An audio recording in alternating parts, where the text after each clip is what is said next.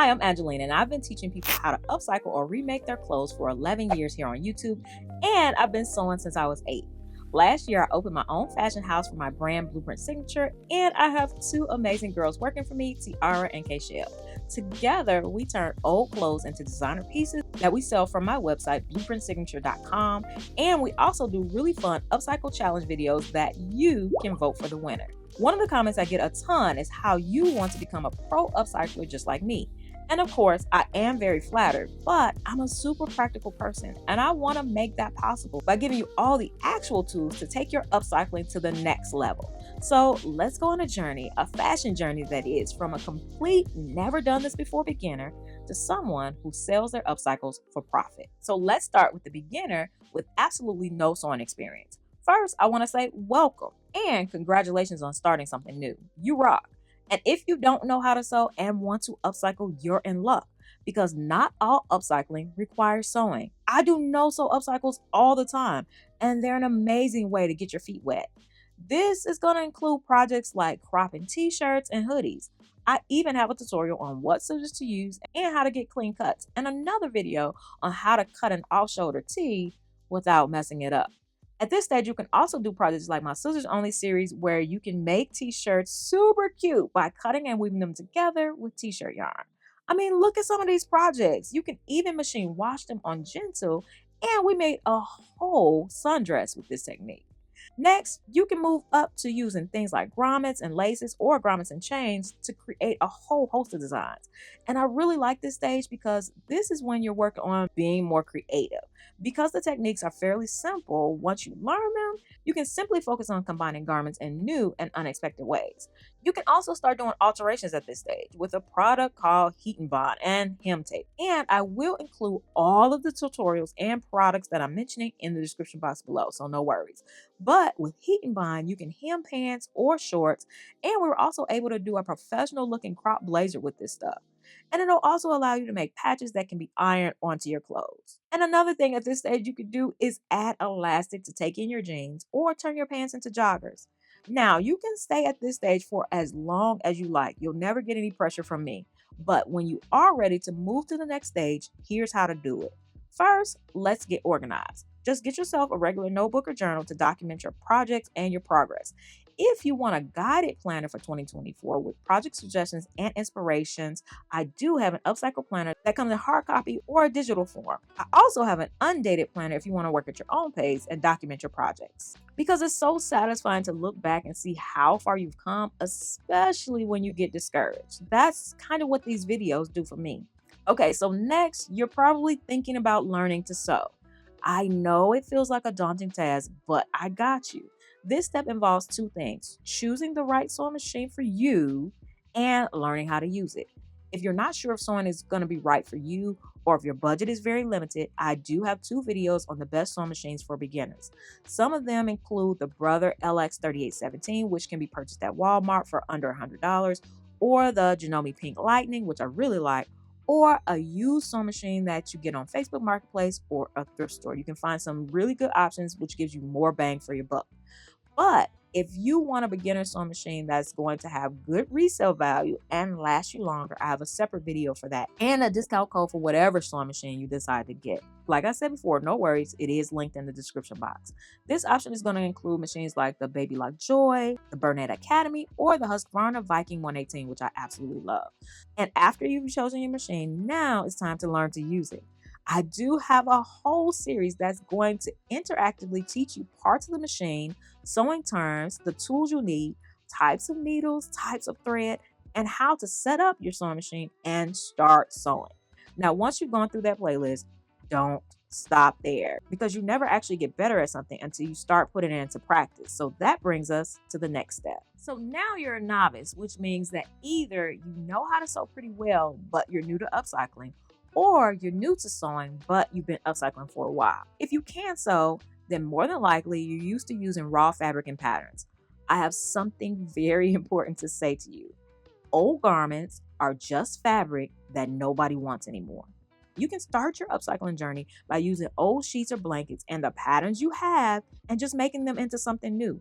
That's upcycling, friend. Don't let anybody tell you otherwise. I've turned these old blankets into beautiful long cardigans for my brand, and I'm actually selling the pattern if you want to do that project. Once you've conquered cutting sheets and blankets, it's time to cut clothes. If you're scared to cut clothes, you're not alone. I get that comment a lot. But I want you to remember it's only fabric, and if you don't reuse it, it will eventually end up in the landfill. So go forth and cut up clothes and piece them together with your patterns and create absolutely amazing pieces like this backpack I made out of old jeans and Adidas track pants. And if you ever want to just freestyle it, that's where the good majority of my tutorials come in. And they're also perfect for those coming from step one who are just learning to sew, but you're used to freestyle upcycling. For the good majority of my time on YouTube, I use basic sewing skills like a straight stitch and my creativity to make all kinds of crazy designs. But I would encourage you to study how clothes are made. And it's not as hard as you think. Just cut some clothes or seam rip them apart and lay the pieces flat to see what the pieces look like. After a while of taking clothes apart, you'll truly understand how to construct them. And that takes us to the next step. If you think you're going to become a pro without practice, I'm sorry to be the bearer of bad news. You're going to need to practice to improve your skills. And you're going to need to try to improve your tools as well. So, for example, if you purchase a $100 or cheaper sewing machine and it has a 4-step buttonhole and can't sew through a lot of layers, but you got it because that's all you can afford, work that machine until you can't work it no more.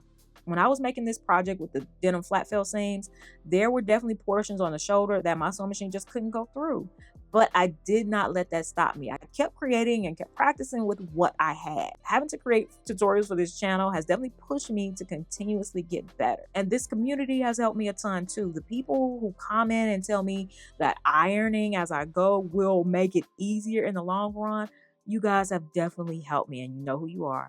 And that's really why I created the planner, to kind of give us a little bit more accountability to actually do the projects we have in our heads. So many of you have a pile of stuff that you want to upcycle and you haven't. And I want you to start upcycling that stuff this year.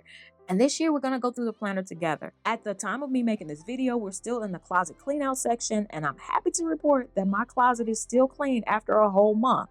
But next month, we're going to move into DIY accessories, and I'll show you how to make a version of my twisted heart puffer bag that just dropped this weekend. If you're into unique quality bags, definitely check that out.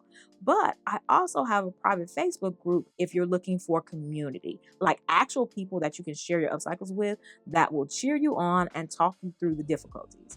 And if you want me to be that person to keep you accountable, I do have a private upcycle club that meets every first Monday of the month. We have a ball, and we even started traveling together. This year, we're meeting up in Chicago. So if you're interested, definitely join that group. It's called Blueprint DIY University, and it's one of the levels when you join my members only group here. So click that join button below to learn more about that. But let's talk about tools. As you set your sights on upcycling professionally, you're going to want your projects to look the part. Here are some tools that can help you get there. Number one is a serger. A serger is going to allow you to give a professional finish to your seams. There are ways around it, so no worries. I do have a tutorial on that, but a serger is the standard way. For beginner sergers on the cheaper side, either of these would be great. I personally like the Brother 1034D because it's the easiest to thread. I've heard that they're discontinuing it, but you can still find it on Amazon right now. I think it's $2.79. However, if you really want something that's easy to thread and gives you absolutely primo stitches, consider the Baby Lock Victory. It does have a hefty price tag, but if you can afford it, it's definitely worth it. And I do have a discount for you in the description box for that or any other sewing machine. Some other far less expensive tools to level up your upcycling game would be a good pair of fabric shears, a flexible ruler, a good steam iron, twin needles, and a dress form.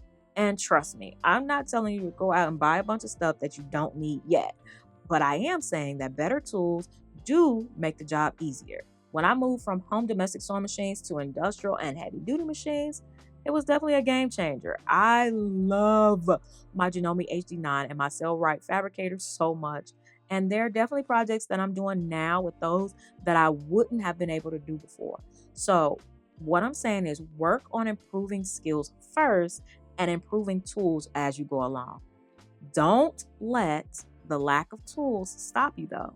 But if you can afford better tools to start, it will make life easier. So just keep that in mind. So now you're ready to be a pro. And by that, I mean a professional upcycler who sells their garments. Now, here's a news flash. You don't have to be able to do really hard projects to start selling. I've been to different fairs and things where people are selling upcycled garments and they're normally cropping and hemming them or sewing patches on them. If you're creative and focus on a quality straight stitch, you can sell upcycles. Now, let's be clear. I did not create this channel so people can take my original designs and go sell them. But ideas don't happen in a vacuum. We take inspiration from everywhere, put our own creative spin on it, and come up with something different. And that's perfectly okay. So if you're ready to start selling, here's some actionable steps for you to take. First, come up with the product you want to sell. It could be one thing that you're going to make over and over again, or it could be one-offs. Like you'll just upcycle what you see at the thrift store and create one-of-a-kind pieces. You could also decide to be a custom upcycle designer where you remake your client's own garments specifically for them. But before you even start to sell, make sure you wear that design out or post it on social media to see if it's even something people want. Next, you want to set your price.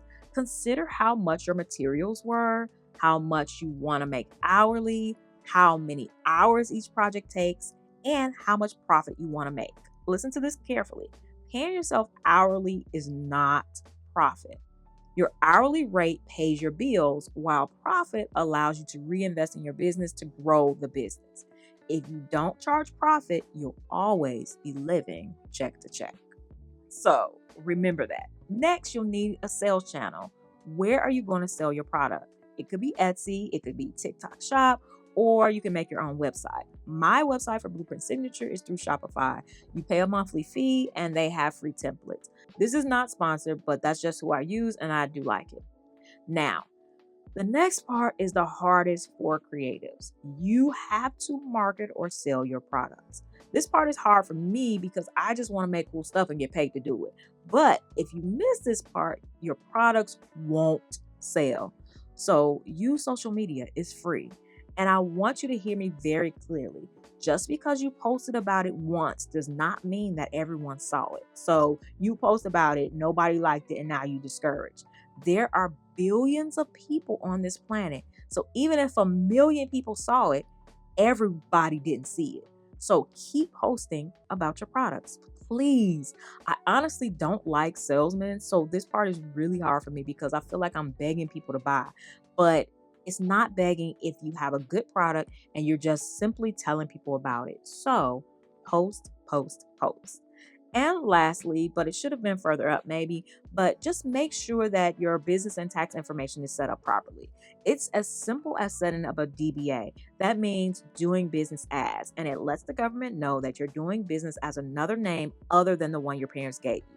Then you can just include this income in your regular taxes. That's how I started, and I was able to do it for many years before moving up to a single member LLC. Now, I know that's a lot of information, but if you hit that like button, you can come back to this video as much as you want to refer back to it along your journey. And if there's anything you want me to go more in depth about, please let me know because it's time to move onward and upward this year. Check out all the links in the description box, and I'll see you in the next one. All right, bye.